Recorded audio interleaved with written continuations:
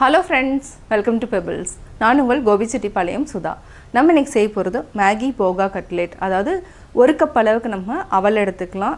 இது கூட மேகி வந்து ஒரு பாக்கெட் எடுத்துக்கலாம். மேகி வந்து என்னன்னா நம்ம தனியாக வந்து பொடி பண்ணி வச்சுக்கணும்.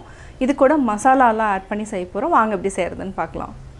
தேவையான பொருட்கள் என்னென்னு பார்த்தோன்னா நம்ம மேகி ஒரு பாக்கெட் எடுத்துக்கலாம்.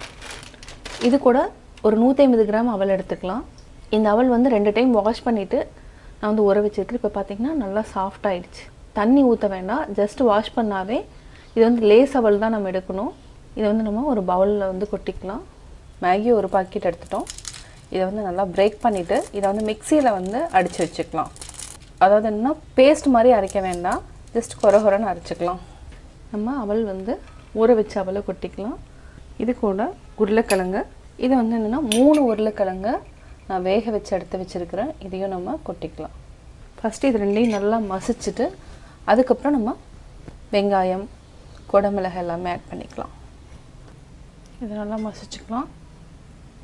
இது கூட பைண்டிங்க்கு வந்து நம்ம ஒரு 2 டேபிள் ஸ்பூன் அளவுக்கு மைதா மாவு ஆட் பண்ணிக்கலாம். கூடவே எள் 1 டீஸ்பூன் அளவுக்கு ஆட் பண்ணிக்கலாம். இது வந்து அதாவது என்னன்னா நல்லாயிருக்கும், டேஸ்ட் வந்து நல்லாயிருக்கும், அதுக்காக ஆட் பண்ணுறோம். அடுத்து என்னென்னா பச்சை மிளகாய் 1 பொடியாக நறுக்கியிருக்கிறேன், ஒரு பெரிய வெங்காயம், கொஞ்சமாக கொத்தமல்லி இலை, குடமிளகாயில் நம்ம வந்து கால்வாசி எடுத்துக்கலாம். இதை வந்து லைட்டாக ஃப்ளேவர் கொடுக்கறதுக்காக எடுத்துக்கிறேன். இது எல்லாத்தையுமே நம்ம மிக்ஸ் பண்ணிக்கலாம். இது கூட நம்ம மஞ்சத்தூள், மிளகாய்த்தூள், அவ்வளோதான். இது நல்லா மிக்ஸ் பண்ணிவிட்டு கொஞ்சமாக தண்ணி தேவைன்னா ஆட் பண்ணிக்கலாம். நல்லா மிக்ஸ் பண்ணி வச்சுக்கலாம். நம்ம மேகி மசாலா ஒரு பாக்கெட் ஆட் பண்ணிக்கலாம். இது வந்து ஃப்ளேவர் நல்லாயிருக்கும். இப்போ வந்து நம்ம என்னென்னா உப்பு வந்து கொஞ்சம் கம்மியாக தான் ஆட் பண்ணணும், ஜாஸ்தி ஆட் பண்ண வேண்டாம். ஏன்னா மேகி மசாலாலையும் உப்பு இருக்குது. இந்த அளவுக்கு ஆட் பண்ணிக்கலாம். ஆட் பண்ணிவிட்டு கொஞ்சமாக தண்ணி தெளித்து விட்டு, ஜாஸ்தி வேண்டியதெல்லாம். உருளைக்கிழங்கு இருக்கிறதுனால நல்லா மசிச்சு விட்டுக்கணும். நல்லா மசிச்சு விட்டுட்டோம், அதாவது பிசைஞ்சிட்டோம். இப்போ நம்ம இந்த அளவுக்கு உருண்டை பண்ணிக்கலாம். இது உருண்டை பண்ணிவிட்டு நம்மளுக்கு தான் வந்து பிடிச்சமான ஷேப்பில், அதாவது வடை எப்படி தட்டுறோமோ அதே மாதிரி. இது வந்து என்னென்னா அவல் கட்லெட் தான், அவல் மேகி கட்லெட். இதை வந்து ஜஸ்ட் லைக் இந்த மாதிரி ப்ரெஸ் பண்ணிக்கோங்க. இதே மாதிரியே நம்ம எல்லாத்தையும் பிடிச்சி வச்சுக்கலாம். எல்லா கட்லெட்டையும் இந்த மாதிரி பிடிச்சிட்டோம். அடுத்தது வந்து என்னென்னா நம்ம வந்து மேகியை பவுடர் பண்ணி எடுத்துக்கலாம். அதுக்கப்புறம் மைதா மாவு நம்ம ஒரு 50 கிராம்ஸ் அளவுக்கு எடுத்துக்கிறோம். இதில் தண்ணி ஊற்றிக்கலாம். அதாவது ரொம்ப இல்லை, ரொம்ப தண்ணியாகவும் இல்லை, ரொம்ப கெட்டியாகவும் இல்லை. இது நல்லா மிக்ஸ் பண்ணிக்கோங்க. இது கூட தேவையான அளவு சால்ட் போட்டுக்கலாம், கொஞ்சமாக பெப்பர் தூள்.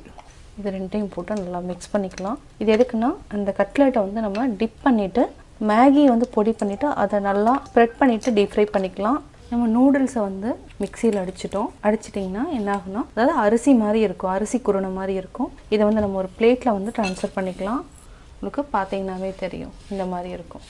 அதே மாதிரி நம்ம மைதா மாவு எப்படி மிக்ஸ் பண்ணிக்கிறோன்னு பார்த்தீங்கன்னா இந்த மாதிரி இருக்கணும். கொஞ்சம் அதாவது இந்த அவல் கட்லெட்டை வந்து நம்ம டிப் பண்ணனா அதில் வந்து ஒட்டணும், பிடிக்கணும், மாவு வந்து பிடிக்கணும். அது மாதிரி நம்ம கரைச்சிக்கணும். இப்போ நம்ம அடுத்து என்னென்னா எண்ணெயை வந்து காய வச்சுக்கலாம். நம்ம ஆயில் விட்டுக்கலாம். கட்லெட் மூழ்கிற அளவுக்கு மட்டும் நம்ம ஆயில் விட்டுக்கலாம்.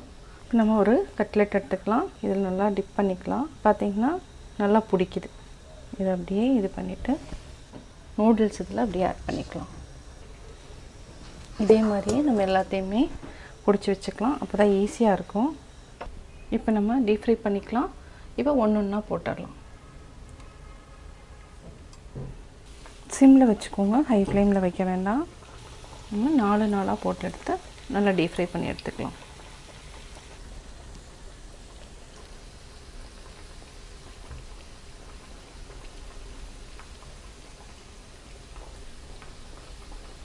நல்லா பொன்னிறம் ஆகிடுச்சு. இந்த ஸ்டேஜில் நம்ம எடுத்துக்கலாம். எண்ணெயை வடிச்சுக்கலாம்.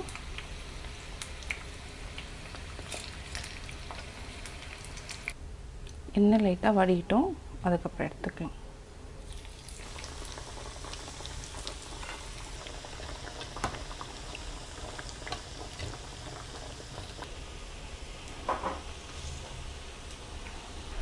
நல்லா பொன்னிறம் ஆயிடுச்சு. இப்போ நம்ம எடுத்துக்கலாம்.